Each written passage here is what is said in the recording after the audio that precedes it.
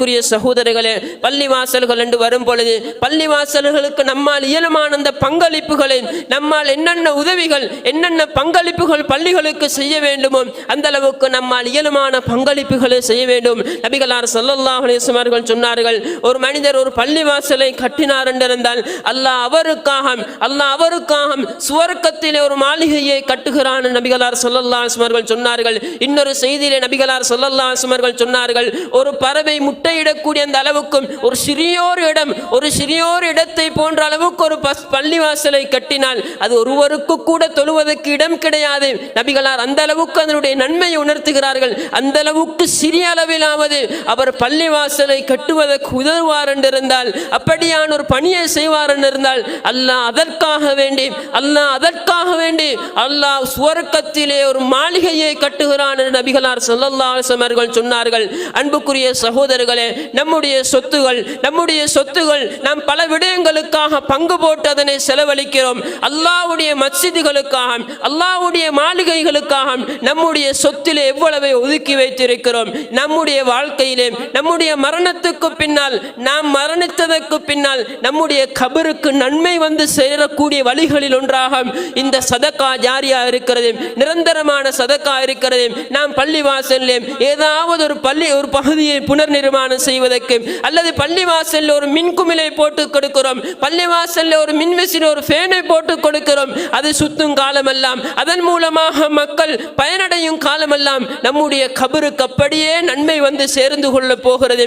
அன்புக்குரிய சகோதரர்களே, சமூகத்திலே பல விடயங்களுக்காக செலவுகள் செய்யக்கூடிய நாம் அல்லாஹ்வுடைய மாளிகைக்காக, அல்லாஹ்வுடைய மஸ்ஜிதுக்காக, அல்லாஹ்வை சுஜூது செய்யக்கூடிய அந்த இடத்துக்காக, அல்லாஹ்வை திக்ர் செய்யக்கூடிய அந்த இடத்துக்காக நம்முடைய சொத்திலே இருந்து ஒவ்வொரு நாளும் அல்லது ஒவ்வொரு மாசமும் நாங்கள் அதற்கொண்டு ஒரு தொகையை செலவழிப்போம் என்றிருந்தால் நிச்சயமாக இது நம்முடைய மறுமைக்கு வந்து சேரக்கூடியதாக இருக்கிறது.